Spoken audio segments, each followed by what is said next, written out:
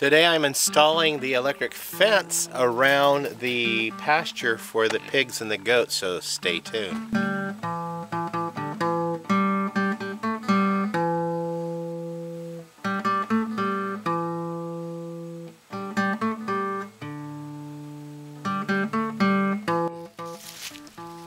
Welcome to Pine Meadows Hobby Farm. I'm your host, Jerry Hansen. I am working on installing the electric fence and dividing my field area into 4 pastures around the same size. Each pasture will measure approximately 100 feet wide by 200 feet long, with the exception of one pasture will be 100 foot by 100 foot because of the space available I have. The material I have to work with are 2 styles of actual fence line. The first style is this wire impregnated string or rope, and this particular brand Discovery Channel purchased for me and was filming a segment with my son and my wife installing electric fencing back here.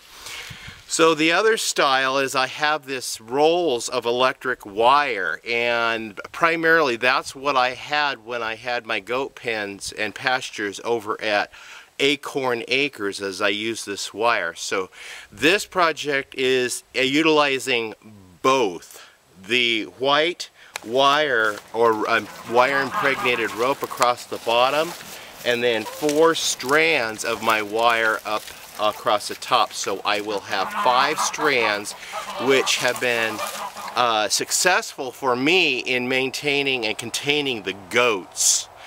The bottom 2 will be sufficient in keeping the pigs within their confined areas and where I want them to be. The fence supports I'm using are of 3 types of posts. I'm using the T-posts, a 4x4 wooden post, and these fiberglass rods. I have 2 different diameters of those. The smaller diameter, again, is what Discovery Channel purchased for me. I had the larger diameter within my stockpile. So that's it on the rods and the fence line.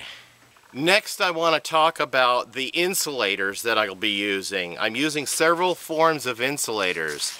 The one insulator is these nail-in insulators. They're plastic, rubberized plastic, and these can attach to trees or they can attach to the wooden posts. The other insulator is a screw-in style. I really prefer these. I like these, and we can also use those on the wooden posts, as I've used on many of my wooden posts, and also you can use them on trees. Another insulator is an insulator clip that clips onto the back side of T-posts, and there's also a model that clips onto the front side of T-posts. Then you've got 2 different varieties. You've got these little small stubby ones, and you've got these longer ones. The other insulators I use are these screw-on varieties that actually fit on the little round fiberglass posts. For the gates, I'm using this free gate I got when I was invited to go help a rancher down the road put together her horse arena, and she gave me this gate. It was a little bit damaged, but I don't care. Free is free, and I could use it. It's a 10-foot wide gate.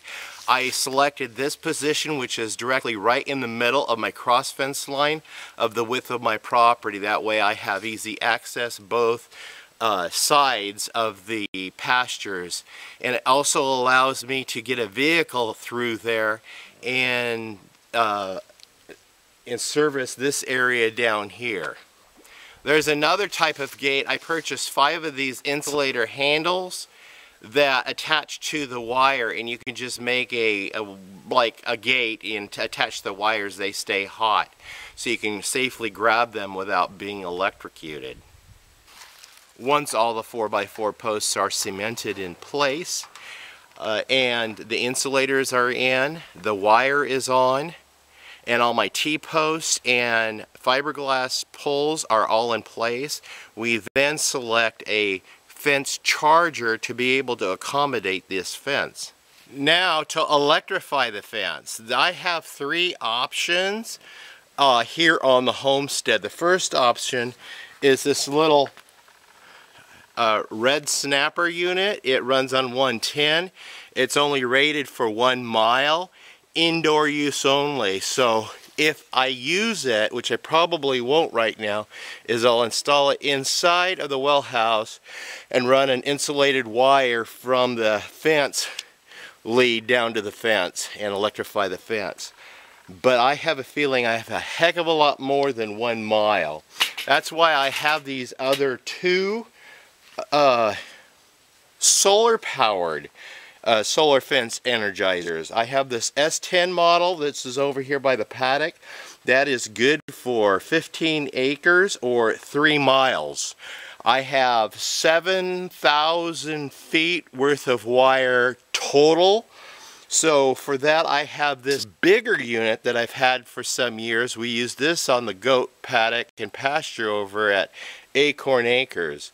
This is a model F17 and it's rated for 10 miles or up to 30 acres. When installing these fence generators, you'll want to make sure you put a grounding rod into the ground and get a nice clamp, because one of the leads of your fence charger is going to have a ground position, and the other one you directly connect it to your fence, your electric fence line. Now it's time to activate the fence line, which is finished, and let the hogs out. Well, the hogs are enjoying themselves in the sun. As you can see, they are happy to get out, root around this pasture, and be able to get feed themselves. So it'll really reduce my food bill here at the homestead.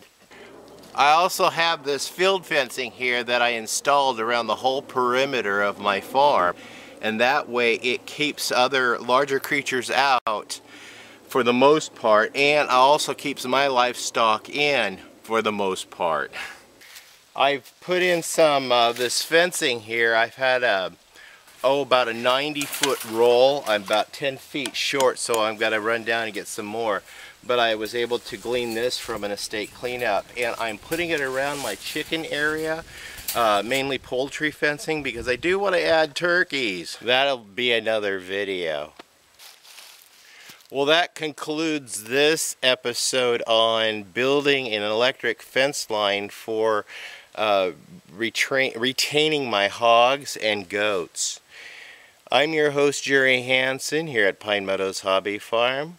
Thank you for showing up and joining me on this adventure of building an electric fence line.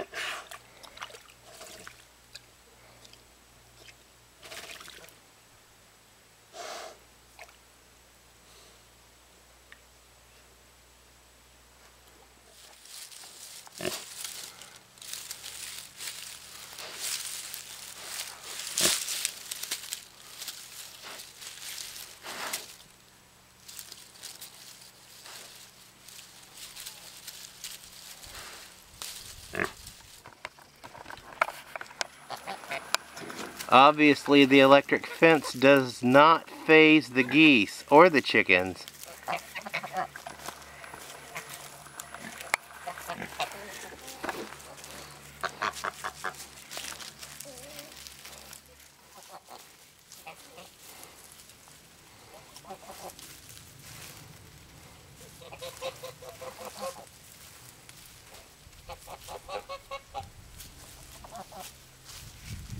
Didn't even phase her. They're well insulated.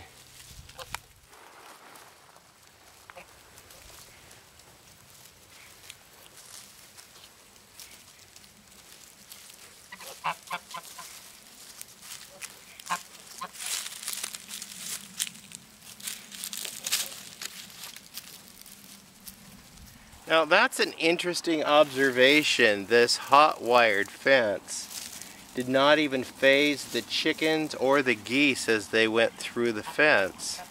So they can go without being harmed and just free range and graze through the whole property within the field fencing. But mainly it's for the pigs and the goats. Okay, let's see if this one is... Ow! Yeah, it's hot now.